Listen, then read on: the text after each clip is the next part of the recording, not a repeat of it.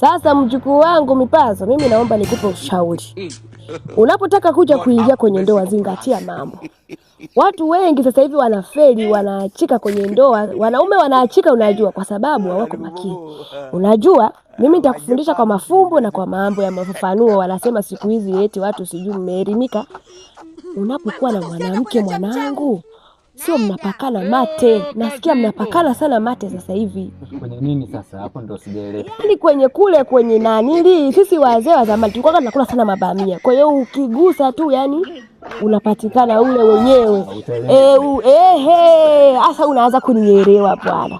Ule unapatikana. Sasa hivi sijui wanatia mapipi, sijui manini, mara sijui wabanike wa ukubani. Haitakiwi. Huku ni nini wanasema? Sisi tunajua tulisomaga sana. Wanasema ni sensitive sana huku chini. Kwa hiyo unapomuandaa, unamuandaa vizuri, hakuna kupakana mate, unahakikisha ameregea mtoto. Sio unakutana kama mnapigana ngwala za virabuni zile. Yaani ni ngwala tu tayari umeshamuweka mtoto wa watu, umemaliza wewe. Uangalie mweza kwa amemaliza, hajamaliza, wewe unajimalizia wewe tu unaondoka. Wewe inatakiwa unamuandaa, kuna za ngwala. Unafika pale unakuta watu wanasema eti sisi vinini, mnaita vinini vile vidogo. Vinini? Vibamia. Anaita eti sijui ana kibamia. Unaweza kuwa na kidogo kwa na kikubwa ukakitumia vizuri bila watu hawajui. Yaani kuna binti yangu mmoja juzi alikuja kuomba ushauri, nikasema kweli kapata shida. Kakutana na mwanaume ni anamfanyaga tu hivi. Hivi vidude vinaumiaga jamani. Yeye anasuguaga tu alipomaliza yeye kaondoka eti ndo nimefundishwaga hivi. Kwa hiyo inabidi muweke mnawaangalia na wasichana, unamuandaa vizuri, anatolewa ule utelezi, mnaenda sawa sawia, unahakikisha anamaliza kwanza mwanamke, maana ni mbali mpaka afike pale mlimani. Akifika ndo na wewe unamaliza, unamuuliza vizuri na mnamantika. Lingine ikifika tu kama linguruwe linapiga ngwala linamaliza, likiinuka hapo alijafutwa linaenda kuoga, lingine linalala hivyo na madude yake. Hata ikitokea hatari baadaye linaondoka na majanaba yake hapo. Asubuhi mwanamke yule naye hatoi yale mashuka, kesho analalia yale mauchafu yale ya jana. Kwa hiyo jitahidi unapohoa mwanao, andaa vizuri. Yaani unakuwa unacheza kwenye hizo engo. Hakikisha mwanamke wako atoki hatamani kabisa kwenda kwa mtu mwingine. Sijui unanielewa. Yaani asitamani kutoka, unamuandaa wewe mwenyewe unakuwa safi. Sasa kwenye kuandaa hapo, unaandaaje wakati kuna muda mwingi wa kutafuta pesa? Kuna pesa na mahusiano, ndio maana watu wanaoa lakini bado wanafanya kazi. Umeelewa?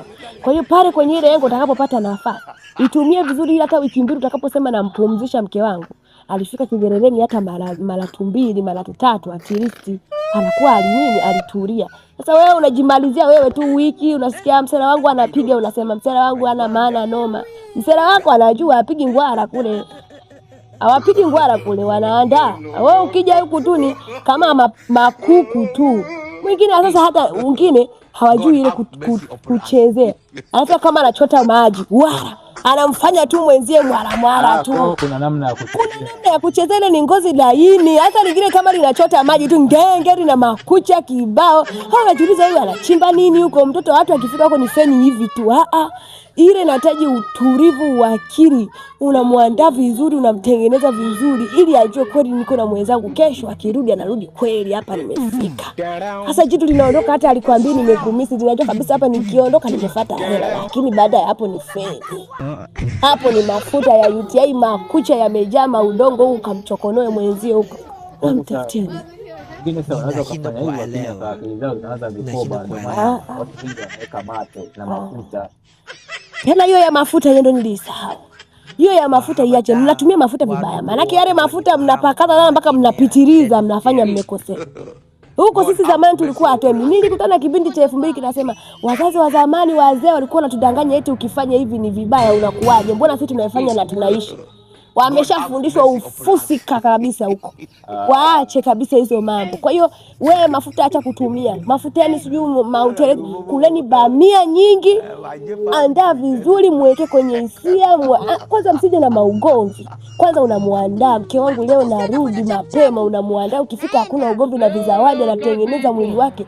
Unafika mmesha chambana huko na mavijiko manini, unafika tu ndani ndo yale ya ngwala, anapataje huo uterezi. Kwa sasa wewe babu alikuacha, wewe ndio ulimwacha? Mimi babu wako aliniacha. Kisa nini sasa? Mbona unanifundisha vitu vizuri tu afu babu naye alikuacha? Unachukua somo langu na niangalia mimi na wewe. Si mwalimu anabidi turudishe mfano wa mwalimu. Sasa mimi somo limeanza vizuri linamalizika vibaya. Nimesha kuambia zingatia. Utaki unataka kujua mimi niliachika vipi na babu yako? Wewe vipi wewe? Sasa umenipa somo sana inabidi nipate mfano. Wewe babu mbona alikuacha?